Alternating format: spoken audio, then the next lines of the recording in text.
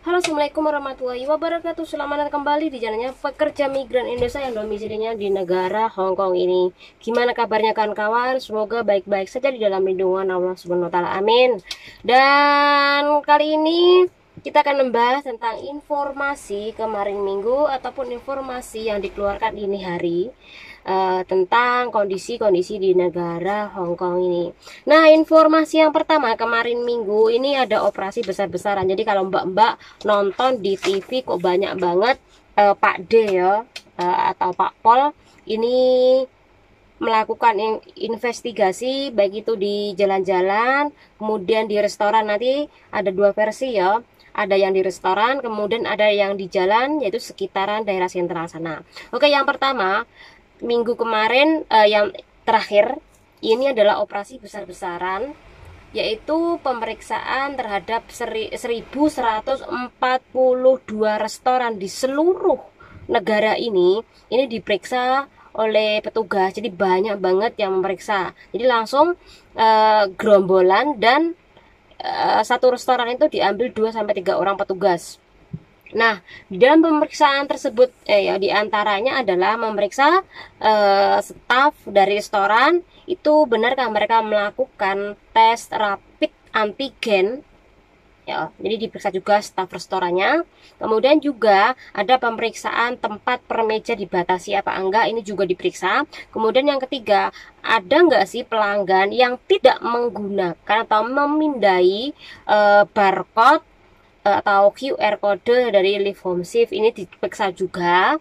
Dan kemudian di situ juga ada enggak pelanggan yang belum vaksin ya. Jadi persyaratan pas vaksin itu menjadi syarat yang harus dipunyai pelanggan ketika memasuki di dalam restoran. Jadi kalau sampai tidak menggunakan atau mentaati peraturan ini, nggak hanya pelanggannya yang didenda 5.000 sampai dengan 10.000 dolar sini, namun juga pemilik restoran ini bisa didenda sebesar 50.000 dan penjara maksimalnya adalah sekitar 6 bulan. Apakah ada yang ketangkep? Ada ya. Jadi dari operasi itu ada yang tidak menggunakan aplikasi atau tidak memindai aplikasi Live Home Shift tersebut, dan akhirnya dia kena denda.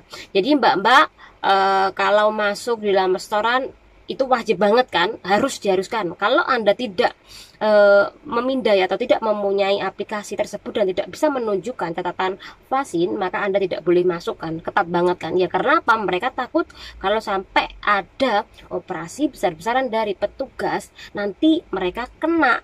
Jadi bukan hanya mbak saja, tapi mereka sendiri juga kena ya. Jadi kenapa mereka ngotot? Kamu harus memiliki aplikasi Live Home Shift dan harus memiliki catatan vaksin.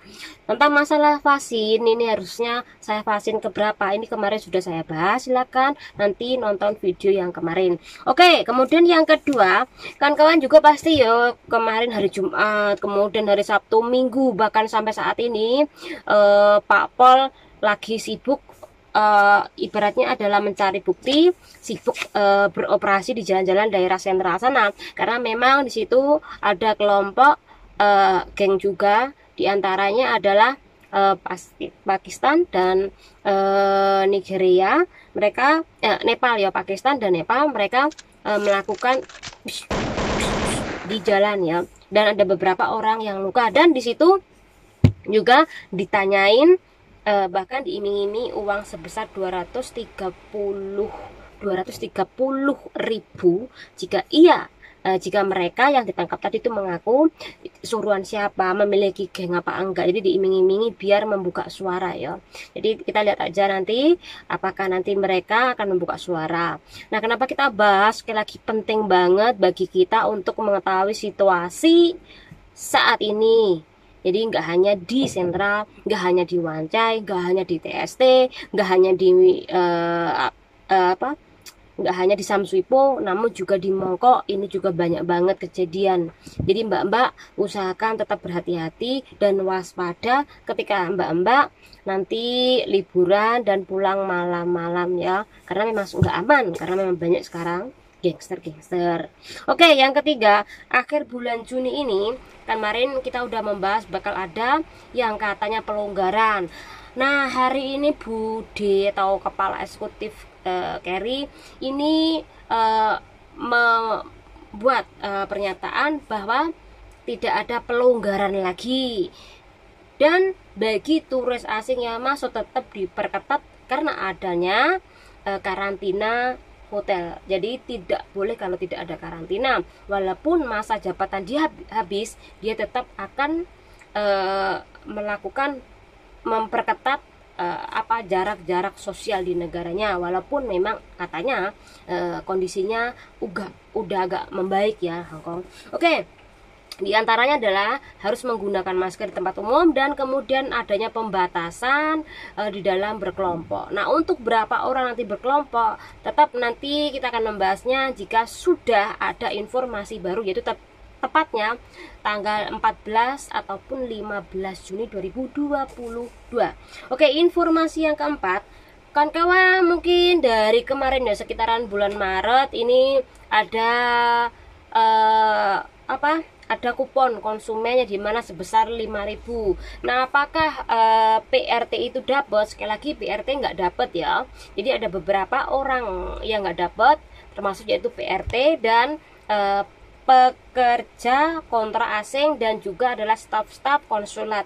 Jadi KJRI juga tidak dapat kupon konsumen tersebut. Ya. Oke, itu aja informasinya, semoga bermanfaat buat kawan-kawan semuanya. Channel ini Duduri. Wassalamualaikum warahmatullahi wabarakatuh.